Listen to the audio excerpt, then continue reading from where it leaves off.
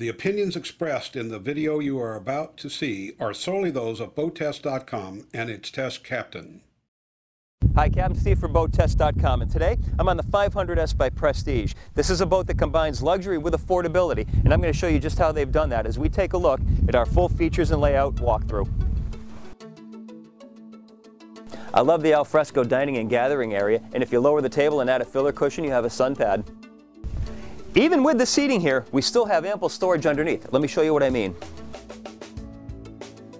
Complete storage for a 10-foot tender with an outboard attached. Rollers for easy launch and retrieval, and an electric winch forward to pull it into the boat. Quick connects for hose washdown, and inside this hatch, controls for the Glendenning cable reel.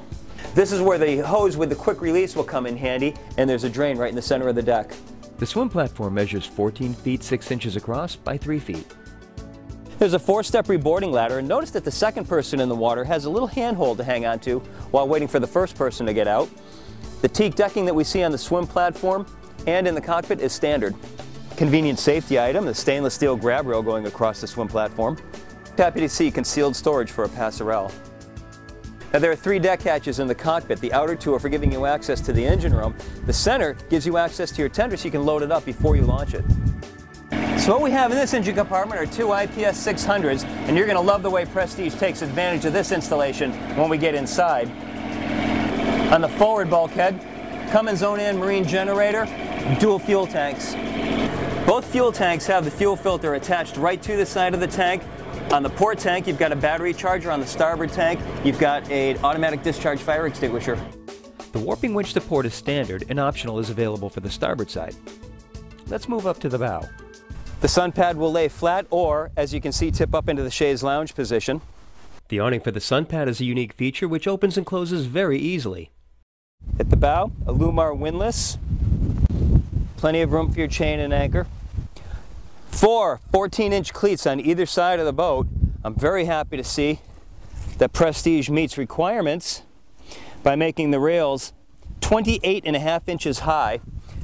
Grab handle on the side of the deck, and you've got 15 inches of walk space between the windshield and the rail.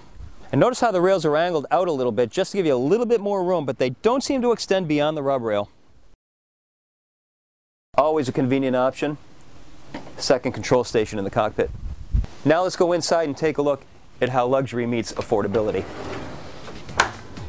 Prestige wanted to create a theme of keeping the days above deck and nights below deck, and one of the ways they did that was creating the galley in the aft end of the salon.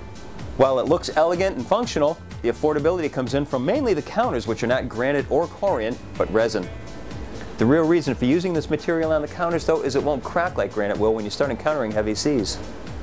The 3-burner electric stove is recessed, so there's no need for sea rails, but I'd like to see a micro cutoff switch somewhere in the perimeter so that when you put the covers back on, the power goes off.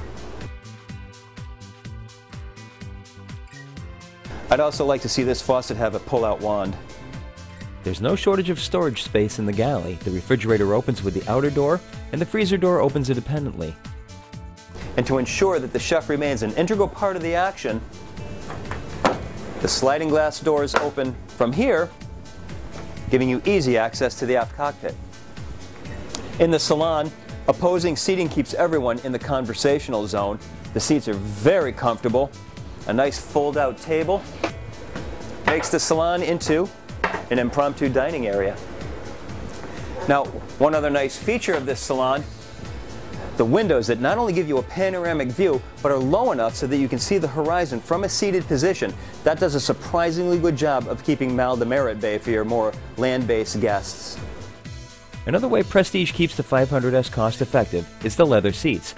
Not ultra leather, but comfortable nonetheless. 6 feet 6 inches of headroom in the main salon.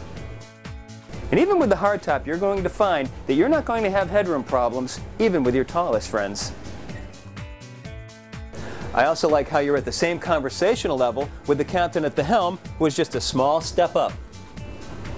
Now let's take a look at some of the details of the helm. Very modern helm layout with 2 Raymarine E120 widescreen displays to either side, autopilot in the center. Up above, analog gauges for your tachometers with the engine hours embedded inside, and I love having a rudder angle indicator even with IPS. Here's an interesting feature, a rubberized paint on the dash so it's non-reflective. Two things I'd like to see changed is one, the location of the climate control. On two separate occasions I accidentally bumped that and turned it from air conditioning to heat. Second, I'd like to see the remote control for the spotlight moved over to the left side of the helm so that your observer can give you a hand in navigating at night. Well, you're looking at 5 feet 5 inches of standing headroom behind the helm, and that's just not going to be good enough. So you're going to look at sitting at the helm while you're driving, or open up the sunroof and stand.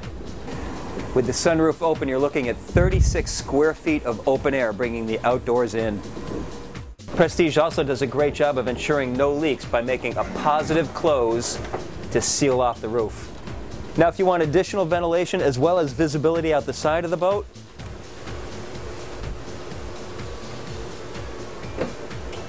very convenient feature when docking. Now let's take a look at the forward accommodations. To port is a guest stateroom with twin berths, 6 feet 6 inches of headroom dropping down to 5 feet 3 inches. A nice trade-off between luxury and affordability is going from upholstery to fiberglass. The guest accommodations also have a separate climate control. The forward VIP features 5 feet 9 inches of headroom and twin berths, but this just won't do when you have a married couple on board. Easily accommodated. Additionally, individual climate control for this stateroom and separate entrance to the dayhead, which is also accessible from the companionway. The head features overhead cabinets with mirrored doors and a countertop basin sink, as well as a closable shower stall.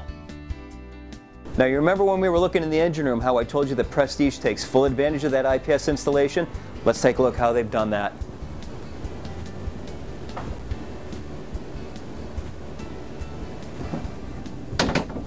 A beautifully appointed private owner's suite.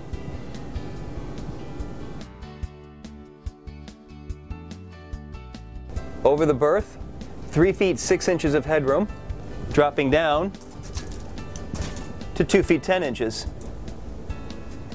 Here's an interesting feature, booth-style seating over on the port-hand side, and if we had to go ahead and be sexist and say that this would be her seat with a vanity. Here is the master head with separate shower. Well, that's our look at the features and layout of the Prestige 500S. For BoatTest.com, I'm Captain Steve. We'll see you on the water.